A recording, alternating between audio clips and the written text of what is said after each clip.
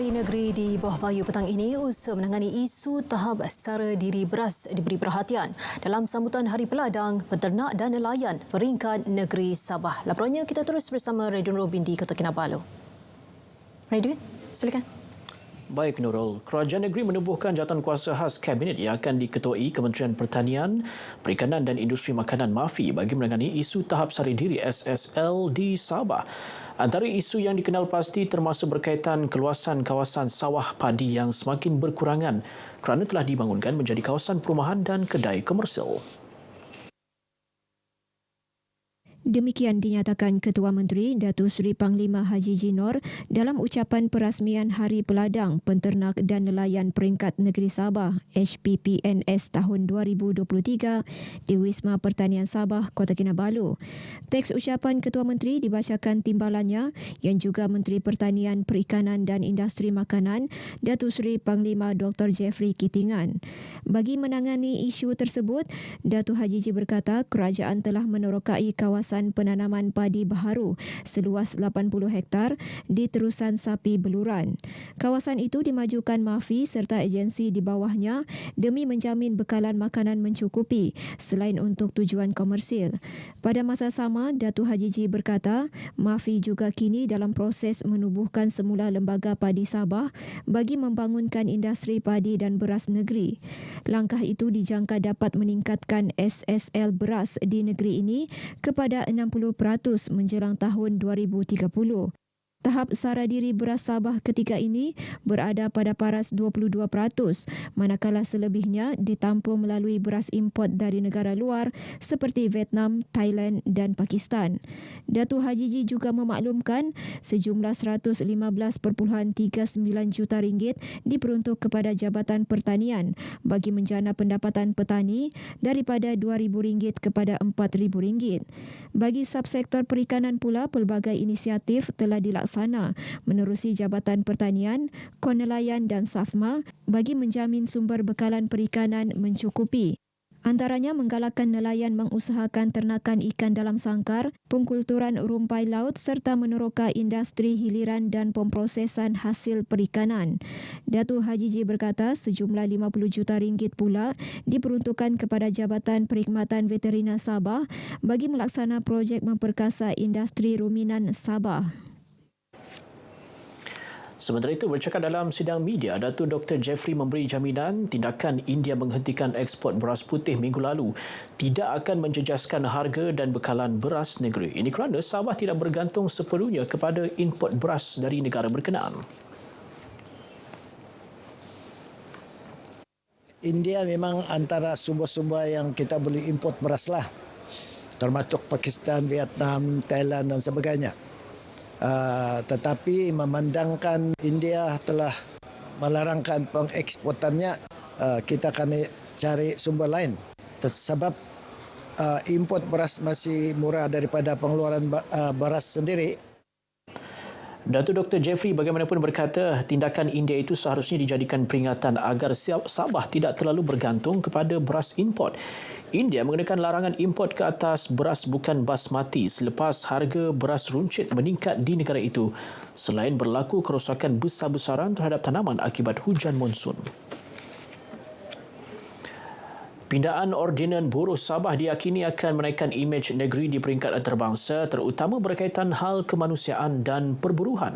Pada masa sama, pindaan tersebut juga akan membolehkan kira-kira 2 juta pekerja di negeri ini menikmati hak dan faedah yang sama dengan para pekerja di Semenanjung. Demikian menurut Setiausaha Persekutuan Sabah, Datuk Magzan Mahyudin ketika berucap merasmikan Konvensyen Perburuhan Peringkat Negeri di Kota Kinabalu. Katanya pindaan tersebut juga akan menarik lebih ramai pelabur sekaligus mewujudkan banyak peluang pekerjaan kepada penduduk Sabah. Pindaan Ordinan Buruh Sabah dijangka dibentangkan di Parlimen Oktober ini. Dalam pada itu, Dato' Makhzan berkata penubuhan Majlis Penasihat Buruh Sabah MPBS yang dipersetujui bersama oleh Kerajaan Negeri dan Persekutuan akan memudahkan urusan dan kerjasama berkaitan perburuhan antara kedua-dua pihak. Mengenai konvensyen ini, Dato' Makhzan berharap konvensyen bertajuk Perintah Gaji Minimum 2022, pelaksanaan serta impak kepada ekonomi negeri Sabah akan memberi manfaat kepada semua peserta. Sementara itu, peserta yang ditemui RTM menyambut baik konvensyen anjuran Jabatan Tenaga Kerja Sabah dan Kementerian Sumber Manusia ini.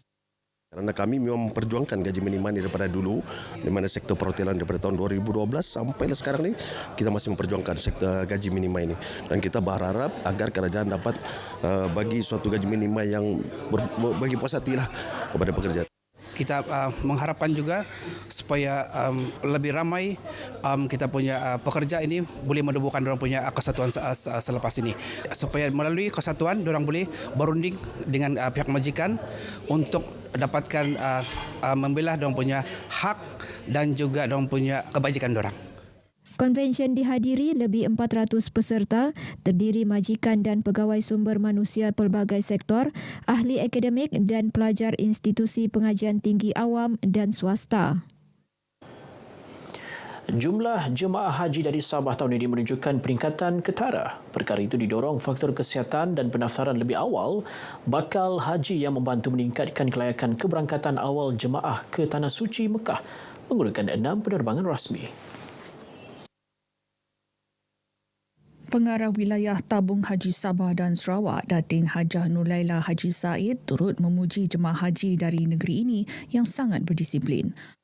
Saya melihat sepanjang daripada awal fasa pertama keberangkatan jemaah haji hinggalah kepulangan jemaah haji kita, saya mendapat komen yang sangat baik daripada sahabat-sahabat petugas di Tanah Suci dan juga semua petugas-petugas penyantun-penyantun di tanah air. Alhamdulillah.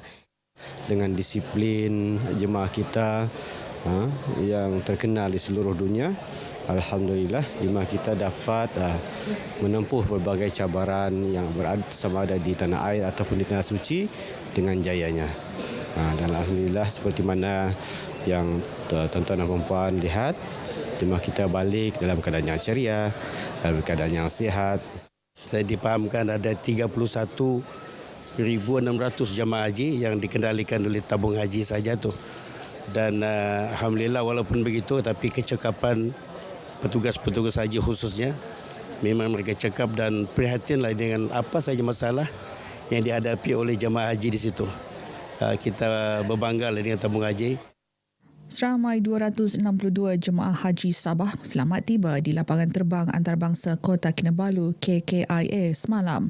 Ketibaan fasa kedua ini melibatkan jemaah haji dari wilayah Persekutuan Labuan, Beaufort, Sepitang, Menumbuk, Semporna dan Sandakan. Baik, sedikit perkembangan sukan. Pasukan Sabah FC bawah 20 tahun B20 peroleh 3 mata penuh ketika aksi menentang Kuching City FC B20 dalam saingan Piala Presiden peringkat Liga 2 di Stadium Mini UMS Kota Kinabalu. Pengendali merangkap Ketua Jurulatih Sabah FC B20, Burhan Ajoy yang ditemui pemberita selepas perlawanan berkata kemenangan di laman sendiri merupakan sasaran bagi pasukan bimbingannya ini. Alhamdulillah dapat 3 mata, ini yang kita plan lah. Memang bila kita main home, kita tidak boleh tercicir mata. Kalau draw, kita anggap berarti kita kalah. Tapi Alhamdulillah pemain menunjukkan separuh masa kedua dengan satu fighting spirit yang bagus lah. Gol pembukaan dijaringkan pemain Kuching City FC B20 Cornelius Only Gina melalui tandukan di dalam kotak penalti pada separuh masa pertama perlawanan.